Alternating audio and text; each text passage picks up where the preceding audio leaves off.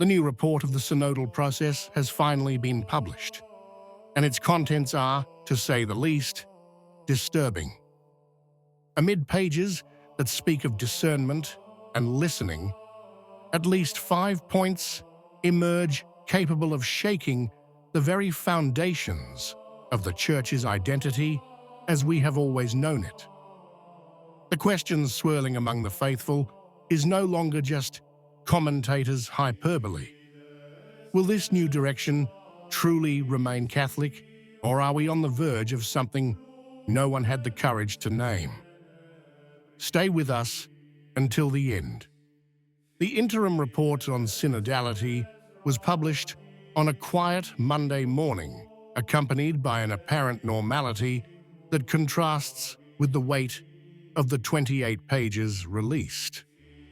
The document, the fruit of 10 study groups launched in 2023 at the Pope's behest, represents the most recent stage in a process that, under the reassuring name of synodality, is redesigning the entire way the Church approaches its most sensitive issues.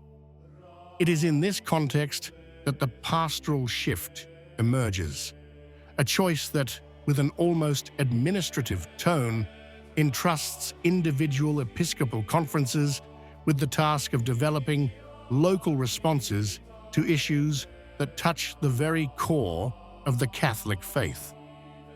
From accompanying people with same-sex attractions to the pastoral management of polygamous unions in Africa.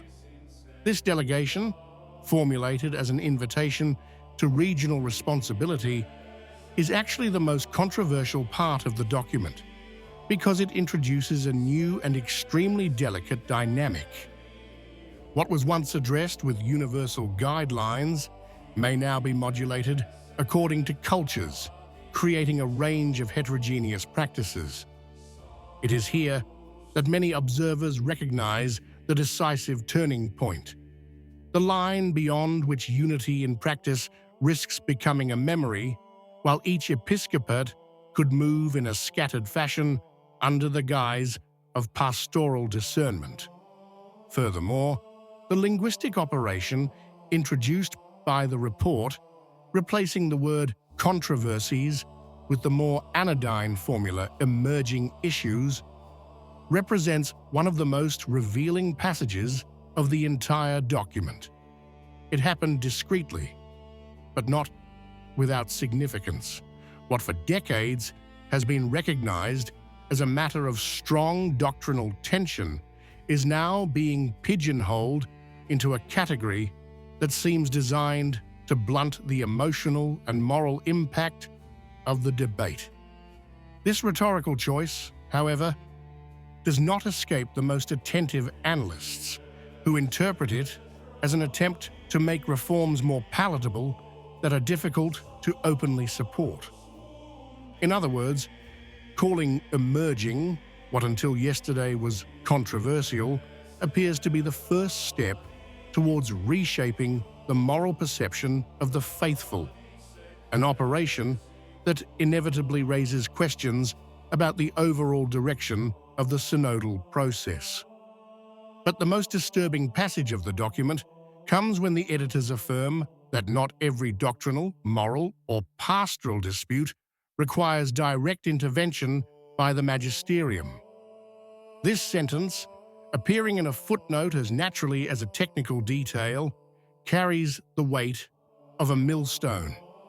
It was published without fanfare, but its meaning immediately caught the attention of theologians and observers. The idea that sensitive issues can be addressed without a definitive word from central authority opens up scenarios that the Catholic Church has never really experienced in its recent history. This statement arises in the context of the synodal journey, but it seems to prelude the possibility that regional practice could move along different paths, provided it is protected by pastoral justification. It is an approach that, at least in practice, offers space for multiple readings of teaching, with the possible consequence of having different answers on sensitive moral issues depending on where one finds oneself. This line immediately raises questions about the protection of doctrinal unity.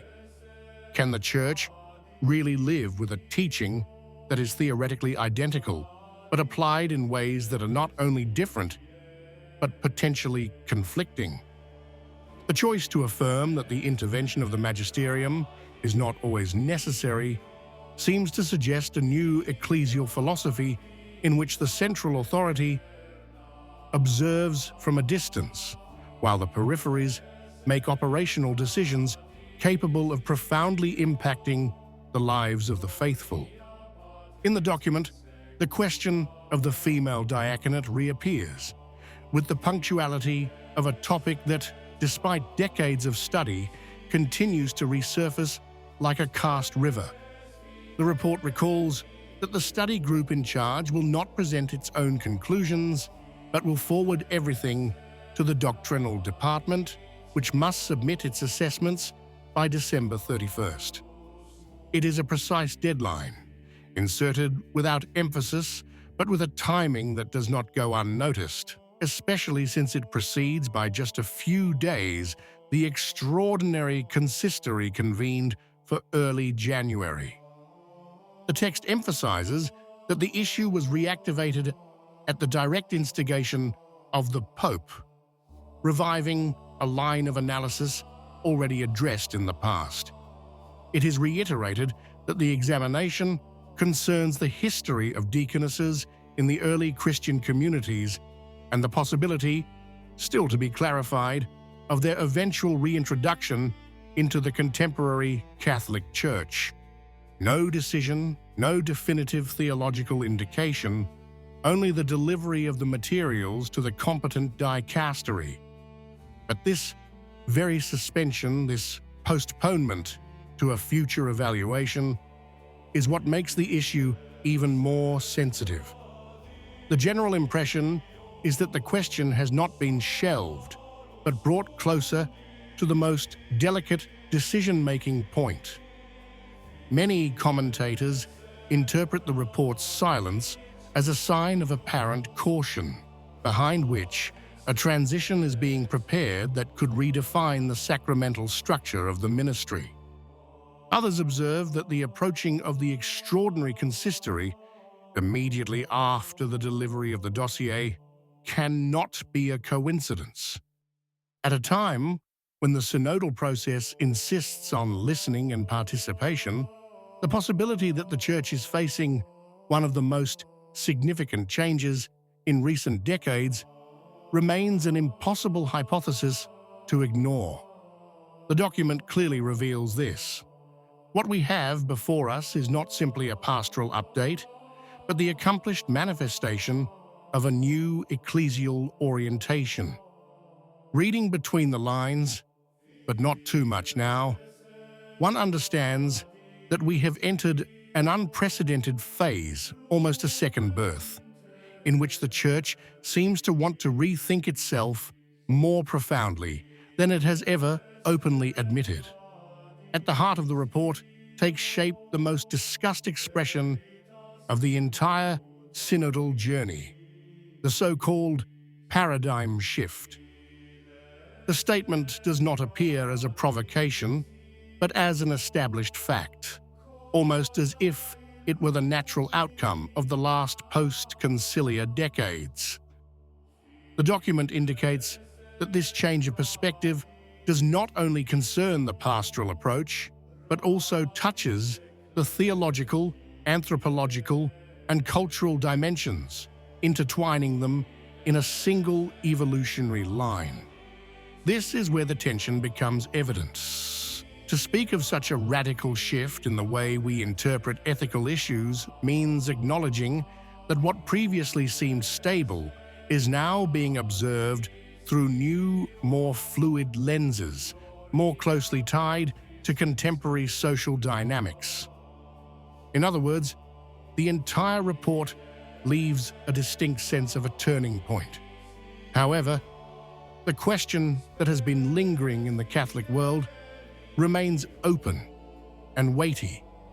Will this new phase, so different in its intentions and instruments, still be recognizable as Catholic? Or are we witnessing the birth of something else whose face we do not yet know? What do you think?